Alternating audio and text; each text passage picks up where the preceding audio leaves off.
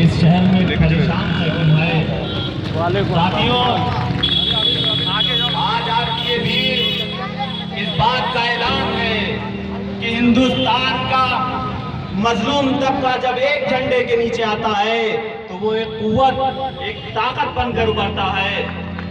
और इसी मजलूम तबके में से जब कोई क़यादत के लिए निकलता है तो आपकी मौजूदगी उसे हिम्मत देती है, ताकत देती है आगे बढ़ने की और लड़ने की। साथियों, आप उसको इस शेर की मानिंद है कि जब वो जागता है तो तब तक सुकून से नहीं बैठता जब तक वो जुल्म का खात्मा न कर दे। लेकिन मौजूदा हालात क्या कहते हैं? आज दलित और मुसलमान इतनी बड़ी तादाद में होने के बावजूद जुल्म और बर्बरियत का निशाना है। स्कूलों और कॉलेजों में दलितों और मुसलमानों की गिरती हुई संख्या और जेलों और कैदखानों में बढ़ते इनके आंकड़े कहीं न कहीं हमारी बेबसी और बेकसी के आलम को बयान करते हैं। खास तौर से मुसलमानों से कहना चाहता हूँ कि आज तुम 313 तो नहीं, क्या आज तुम 72 तो नहीं, क्या आज तुम 1000 और 10,000 तो नहीं, आज तो तुम करोड़ों की तादाद में हो। फिर भी ये क्या वजह है कि तुम जुल्म का निशाना हो? आज जब तुम पुलिस फोर्स का हिस्सा बनते हो तो तुम्हें तंजील अहमद के नाम पर, मोहम्मद अख्तर के नाम पर, ज़ियाउल हक के नाम पर गोलियों से भून दिया जाता है। और जब तुम्हारे बच्चे किसी विश्वविद्यालय में पढ़ने के लिए जाते हैं तो जेएनयू छात्र नजीब अहमद के नाम पर तुम्हें संगी गुंडों का शिकार होना पड़ता है।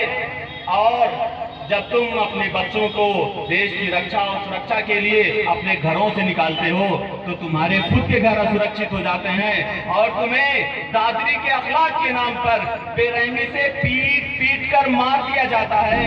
और जब तुम पैसों से मजबूत होने लगते हो तो मुजफ्फरनगर के नाम पर तुम्हें सरेआम कत्ल कर दिया जाता है। बेघर, मोहताज, बेबस मुजफ्फरनगर से होकर आया हूँ और मुजफ्फरनगर का नाम आता है तो आंखें नम हो जाती हैं और ये बात याद आती है कि सदाए मौत आती है। मुजफ्फरनगर की गलियों से खून की बू आती है, फूलों और कलियों से। और बहनों के सरों में छिली हुई चादरें चीख चीख कर ये आवाज देती हैं कि कहाँ गए वो लोग कि जिन्होंने हमारे तासुर की कसम खाई थी। और मुजफ्फरनगर की चीजें लखनऊ तक नहीं पहुंचती क्योंकि सत्ता के गलियारों में बैठे लोग हमारी बर्बादी का जश्न सैफई में मना रहे होते हैं।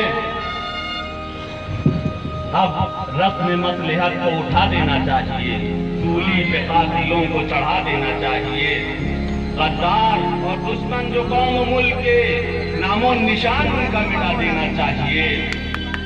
इतना सब कुछ झेलने के बाद जब आज के लखनऊ में देखता हूँ तो एक मौलाना को उन लोगों की तारीफ करते देखता हूँ कि जिनकी सरकार पिछले 5 साल में मुसलमानों पर अजाब बनकर उतरी कि जहाँ न बहनों की इज्जतें और न माओ की चादरें महफूज। साथियों, जब उस मौलाना को देखता हूँ तो जिसके लिए इंसानियत से ज्यादा कुर्सी से प्यार, तो ये बात कहने को दिल करता है कि मुफलिस शहर को धनवान से डर लगता है पर न धनवान को रहमान से डर लगता है। अब कहाँ इसारो अखुवत व मदीने जैसी, अब तो मुस्लिम को मुसलमान से डर लगता है। इसीलिए शायद इतना बड़ा मुजफ्फरनगर होने के बावजूद परिंदे नहीं आते, कंकर नहीं गिराते। आज बाबा साहब से लेकर डॉक्टर फरीदी तक, मान्यवर कांशीराम से लेकर फजलुल बारी तक सोचो फिक्र जिंदा होने के बावजूद ये क्या वजह है कि इन पदाओं में आजादी से सांसें लेना हमारे लिए बहुत ही समझ लीजिए कि परेशानी का सबब है। आज इतनी बेबसी और मायूसी में जब कोई सियासी सहारा देखता हूँ तो ये नीला झंडा और हाथी निशान याद आता है। साथियों, जब ये नीला झंडा, हाथी निशान याद आता है तो दिलों से मौत का खौफ निकल जाता है और मौला अली का वो कौल याद आता है कि कोई भी समाज जुल्म के सहारे और जुल्म के माहौल में बाकी नहीं रह सकता क्योंकि जुल्म का नमूना फिरौन था, मिट गया। जुल्म का नमूना फिरौन था, मिट गया। और दहशत का दाई नमरूद का गर्क हो गया। और जहालत का मसीहा अबू जहल था, अंधेरों में खो गया। और बर्बरियत की दास्तान यजीद था, लानती हो गया। मोदी से लेकर अखिलेश तक दहशत के इस माहौल में सिर्फ एक ही बात हमको कुव्वत देती है कि तू अखलाक मार दे, रोहित वेमुला मार दे, तो अखलाक मार दे, रोहित वेमुला मार दे। तेरी मर्जी मुझको दहशतगर्द कहकर मार दे, पर तेरा उसके चाहने वालों से पाला पड़ गया जो परिंदे भेजकर लश्कर के लश्कर मार दे। मांगने से नहीं मिलता, हक के लिए लड़ाई लड़नी पड़ती है। इसलिए मैं उन लोगों के नाम नहीं लेना चाहता जिन्होंने हमारी पिछले 5 सालों में हालत कर दी है कि आज न हमारी जानो माल महफूज, न बहनों की इज्जत व आबरू। इतनी नफरत बढ़ती गई है समाज में कि सत्ता के गलियारों से उस बच्चे की भूख नहीं दिखती जिसने कूड़े के ढेर से सड़े हुए फल के एक टुकड़े को उठाकर खाया था। और फिर क्या खेतों को किसानों ने इसीलिए सींचा था कि उनके चूल्हे खुद जलने को तरसे। और फिर मजदूर जब खाली हाथ घर को लौटा तो अपने बच्चों से नजरें चुरा कर बोला, है कोई बड़ा आदमी तख्ता ताज पर। अजब रकम है समाजवादी शासन में, लगाकर जख्म नमक से मसाज करते रहे। और गरीब तो तरसता रहा एक वाले को, सैफई के कुत्ते भी राज करते रहे।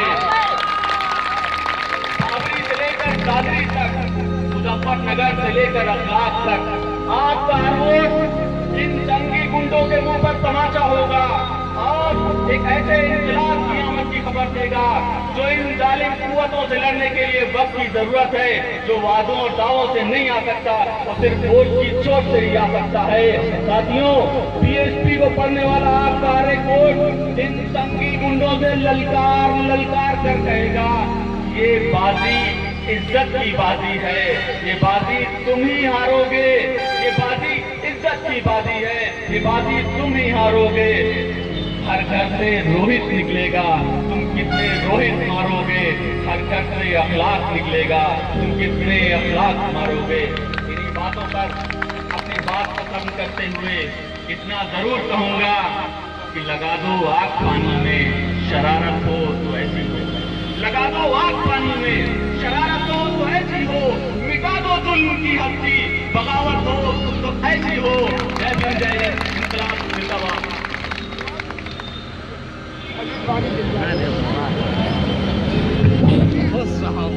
धन्यवाद।